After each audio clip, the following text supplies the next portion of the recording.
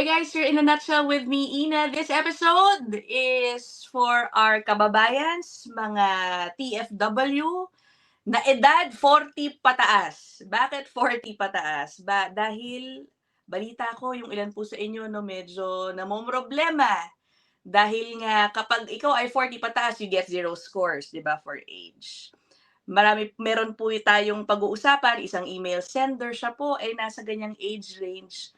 Ang taas, maganda po ang kanyang posisyon, and yet, nahihirapan siyempre makahanap ng PR pathway because of the increasing competitiveness in the different pathways. So ano ba ang options, ano bang realities currently faced by TFWs na 40s pataas? Yan ang ating pag-uusapan kasama si Dayanara Empuerto Bantigue. Ang ating suke, ayan ang kanyang email sa ibaba. Okay, guys, ganito alam nyo, I always get emails asking paano makakontak si Dayanara. Pero si Dayanara, because she is very good, book talaga ang kanyang schedule. Okay, as in months in advance. But they can email you kahit na puno na, no? And Yes. if ikaw na nga mag-explain, Dayanara, sige. Depending on the situation po, if you already have a nomination or if you already have an invitation, syempre hindi naman pwedeng maghintay ng buwan, yung mga ganyan po. So let me know if there's any special case, may ganitong case na may delikado ang buhay o kung ano man ang mga kailangan pong solusyonan sa immigration-wise. If I can help, I'll definitely offer my assistance for you. But in general, if it's a random, like a general PR consultation, parang planning stage, etong mga ganito, kailangan po talaga tong upuan.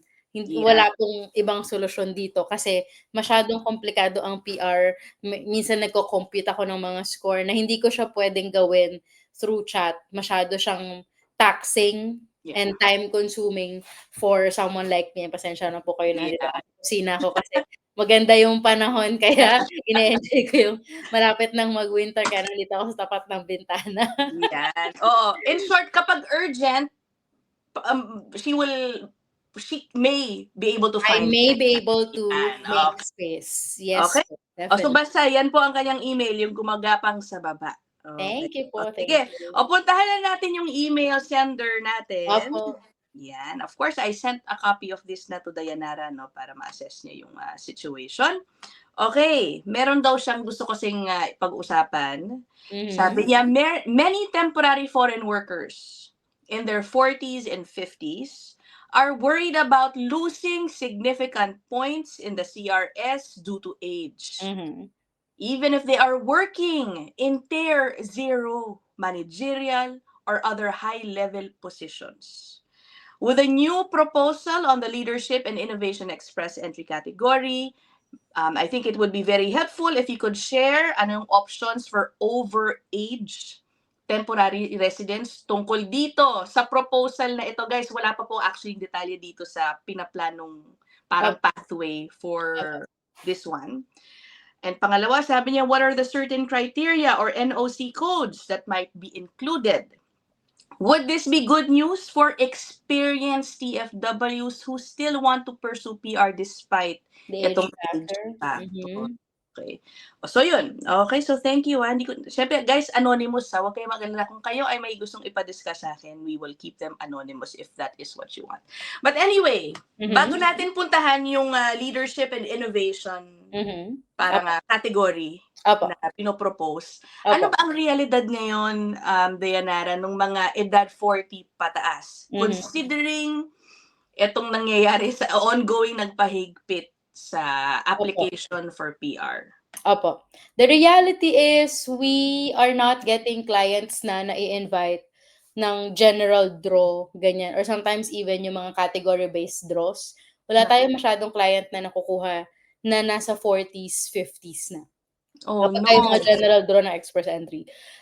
It's just that what people have to understand is the system is not geared towards specific jobs, yung scores, like giving scores based on specific jobs.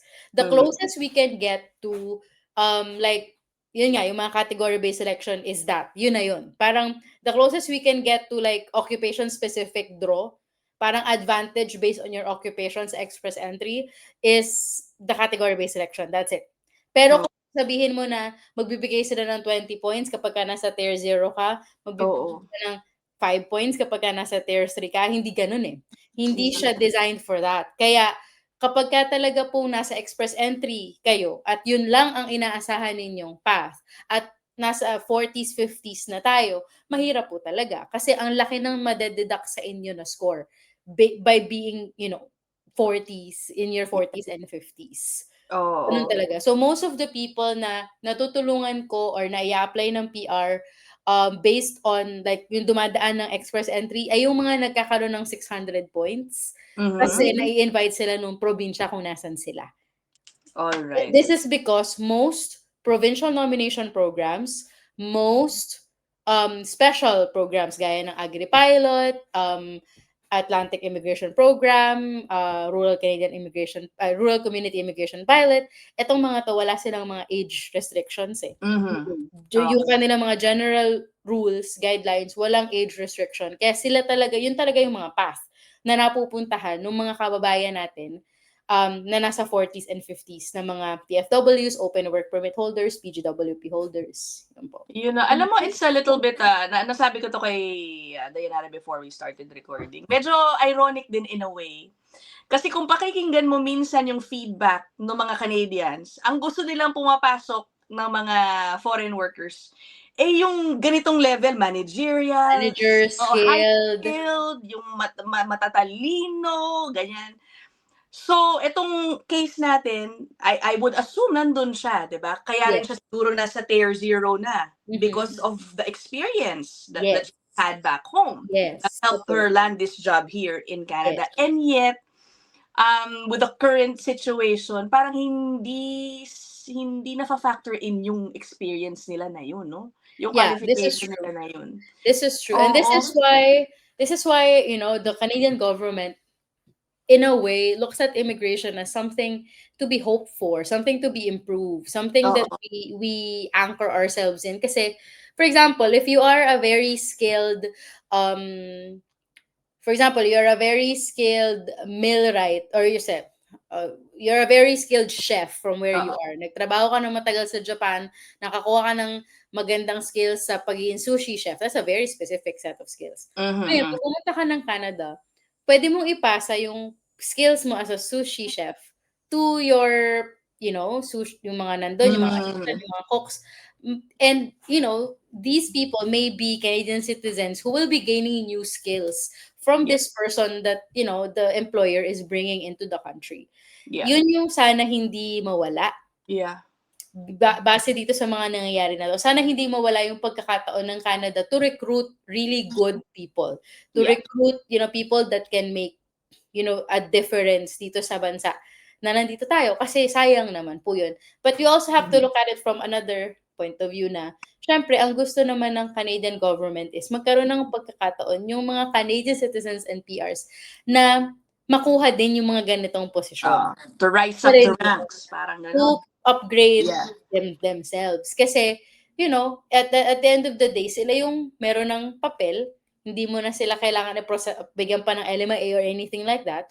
If we're able to train them, is in a way, an improvement din for the entire country din. Di ba? Na magkaroon tayo ng mga ganitong, matrain yung mga nandito na sa mga ganitong skills din po. We also have to look at it from that aspect. Kaya, hindi ako, I'm not envious sa mga posisyon ng mga lawmakers natin, policy, yung mga ang hirap napakahirap ng balancing act na ginagawa nila.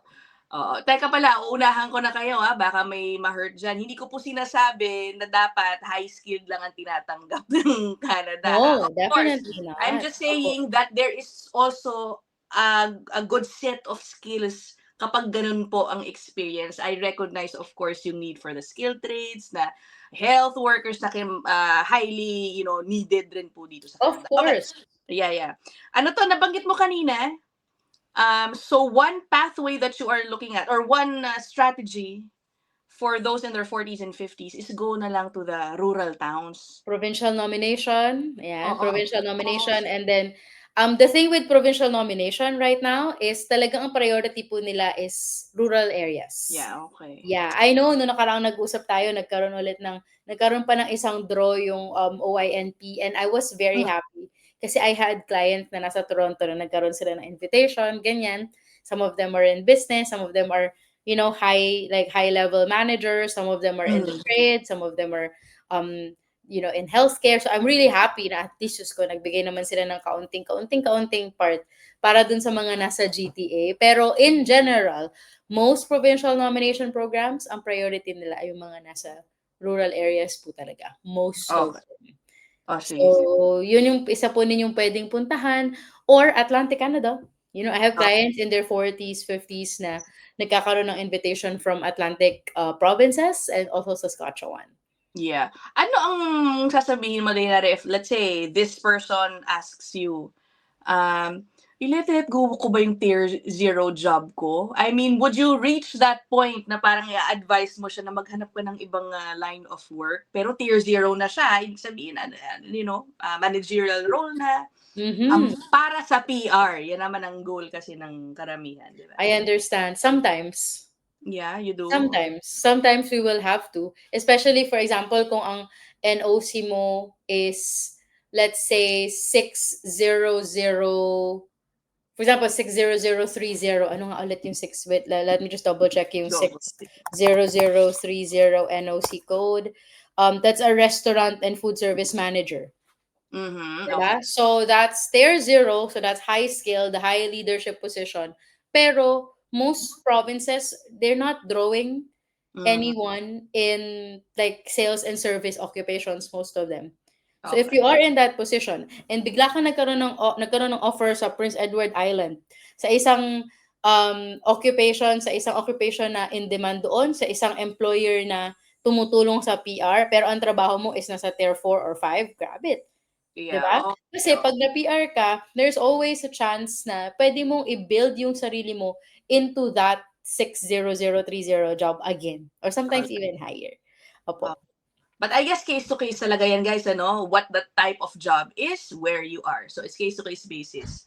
Correct. Mag-consult kayo o mag-research kayo if you want to know which one. Correct. Hindi po kasi pwedeng ang gagawin natin ay hindi tayo bababa. May ganyan akong client noong nakaraan na maganda kasi yung trabaho niya eh. Parang pumunta na siya sa managerial position. Tapos parang ang sabi niya, kung hindi kami idodoro nito ng Alberta, kahit hindi na, uwi na lang kami ng Pilipinas. So ang sinasabi ko, I mean, it's your decision, di ba? Kung gusto niyo umuwi. Tinanong ko sila, meron po ba kayong anak? Meron daw. So, I mean, are you considering also your child?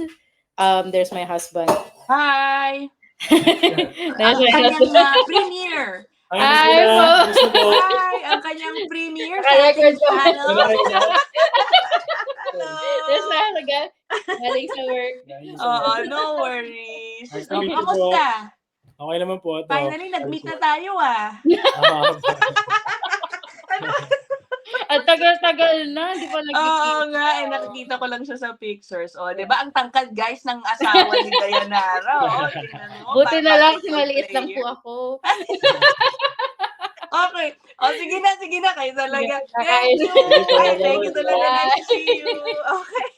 Yung po. So, sa ganun nga po. So, kung for example, yung tinanong ko sila, meron po ba kayong anak? So, parang, is this a decision that you're doing for yourself, or is this a decision that you're doing also for your child? Kasi kung ako yung nasa posisyon nila, talagang gagapangin ko. Kasi, syempre, gusto ko maging mas maayos yung buhay na meron kami ng pamilya ko. Pero kung yung iba po kasi natin kababayan, meron din naman kasi silang fallback, may mga businesses sila sa Pilipinas, ganyan na maaaring gustuhin nilang balikan. So we also have to respect that as that point of view, kumbaga po. All right. Okay. Puntahan na natin itong isang curious, gustong malaman ng ating email sender. Kasi po, earlier, may in-announce yung IRCC. Isa ito sa mga proposed, changes sa category-based draws for express entry. Magkakaroon daw nung parang leadership and innovation category. Okay, usually, ang sabi po dun sa announcement, should I put it up, Dayanara? Actually, I have it here. Ang hinahanap nila dyan, guys, mga senior managers, researchers, I think pati scientists, military experts, mga ganyan, ano?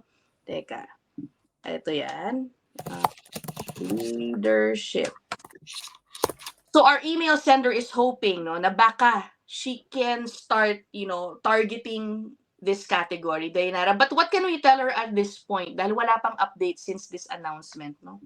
Opo. I mean, if I'm going to make any assumptions dito, I would say ito yung mga NOCs po na nagsisimula sa puro 0, 00012, 00013, 00015. Yan, sila yung mga talagang highly skilled leaders in this position. So for example, yung 00012 is for senior managers in financial communications and business. Yung pong 00013 ay yung mga nasa health. Yung 00014, yung mga nasa trades, tapos yung 00015, yung mga nasa construction. So, mostly, ito yung mga talagang nag-manage na sila at a regional or a national level. And then, they're effectively improving yung kung paano tumatakbo yung mga kumpanya pinagtatrabahuhan nila, ensuring that, tuloy-tuloy yung hiring, not just of the TFWs, but also of Canadian citizens and peers. Ito yung mga workers na integral na talaga sila sa system ng company. Na kapag inalis mo sila, mahihirapang tumakbo yung kumpanya. So ito yun, tingin ko yung mga senior managers or those with yung NOC codes po ninyo ay yung second digit niya ay 0 din. Okay. Mali yata yung napuntahan ko kanina, nakakainis. Sila yung mga senior managers, leadership positions po na I think gugustuhin talaga ng Canada na i-keep. All right. Do you think there is a specific industry na titignan sila to prioritize? Kunyari, senior manager ka ng IT, or senior manager ka ba sa restaurant, or senior manager ka ba sa kung ano man, may ganun kaya? Ano ang safe bet? May ganun ka bang masasabi? Probably, but dahil sobrang konti lang nila, miss, iilan lang yung mga taong ganito. Iilan lang sila na kayang makarating sa ganitong level na talagang managing at this level, na I don't think they're going to be so, kumbaga, choosy, kasi nga iilan na lang sila eh. Pero possible pa rin naman po na mag-focus pa rin sila sa healthcare, agriculture, construction. Alright. Yeah, but I wouldn't discount business professionals. Kasi syempre pag business professional ka, sa parang umbrella yun, sa ilalim nun nandun yung mga trades, sa ilalim nun nandun yung iba. So, ilan lang silang nakakarating at this level na I don't think they're going to be as choosy as the ones at sa lower tier levels. Alright. Okay, teka, ano pa ba yung iba nating sabi niya? Yung sa innovation, I'm sorry. Baka lang may na-skip pa tayo. Possible options available, ayan, napag-usapan natin yan. What are the certain criteria or NOC codes? Meron nang nabigay na idea si Dayanara. And ito na nga, would this be good news for experienced TFWs who still want to pursue PR despite the age factor? Do you think this is another pathway that might help them? May opportunity pa sila, yeah. Of course, definitely po. Ang like ko pong sinasabi, hanggat may status tayo ay may pag-asa tayo. So, pero ang like ko pong sinasabi din sa mga kliyente ko is, hindi pwede na sa express entry ka lang nakatingin. It's a myth. Okay? It's a myth na the only way to become a permanent resident in Canada is to get invited through express entry. That's a myth.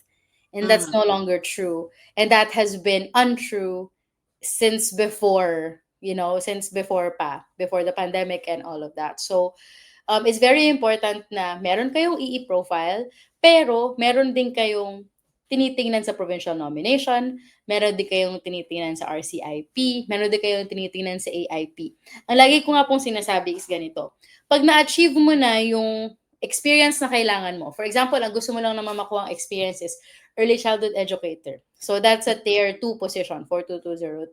Nakuha mo na yung experience na yun sa Toronto, nakaisang taon ka na, for example. Hindi mo na kailangan magstay sa Toronto ulit. Pwedeng yung experience na yun ay nakalagay na sa express entry profile mo, hindi na yun mawawala. That provides you an opportunity sa Canadian Experience class. So pasok ka na doon. Okay na yun, that's clear. Now's the time for you to look at different opportunities sa ibang lugar. Kasi hindi ka na natutulungan ng pagse-stay mo sa Toronto, eh. Nagiging mahirap na siya. Nagiging,